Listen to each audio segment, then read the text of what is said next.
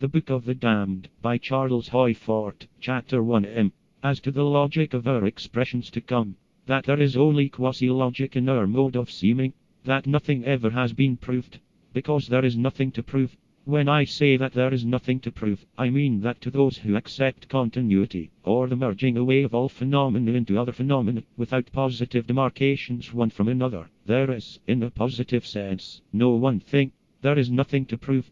For instance, nothing can be proved to be an animal, because animalness and vegetableness are not positively different.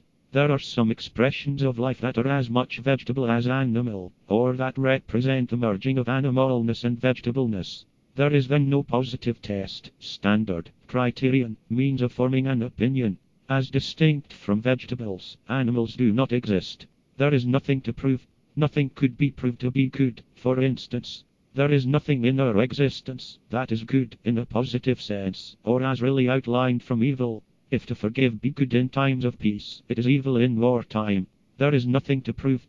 Good in our experience is continuous with, or is only another aspect of evil. As to what I am trying to do now, I accept only. If I can't see universally, I only localize. So, of course then, that nothing ever has been proved. That theological pronouncements are as much open to doubt as ever they were, but that, by a hypnotizing process, they became dominant over the majority of minds in their era. That, in the succeeding era, the laws, dogmas, formulas, principles of materialistic science never were proved, because they are only localizations simulating the universal, but that the leading minds of their era of dominance were hypnotized into more or less firmly believing them. Newton's three laws, and that they are attempts to achieve positiveness, or to defy and break continuity, and are as unreal as are all other attempts to localize the universal. That, if every observable body is continuous, mediately or immediately, with all other bodies, it cannot be influenced only by its own inertia, so that there is no way of knowing what the phenomena of inertia may be. That, if all things are reacting to an infinitude of forces, there is no way of knowing what the effects of only one impressed force would be. That if every reaction is continuous with its action, it cannot be conceived of as a whole, and that there is no way of conceiving what it might be equal and opposite to.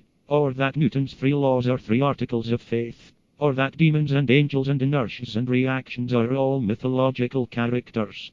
But that, in their years of dominance, they were almost as firmly believed in as if they had been proved. Enormities and preposterousnesses will march. They will be proved, as well as Moses or Darwin or Lyell ever proved anything.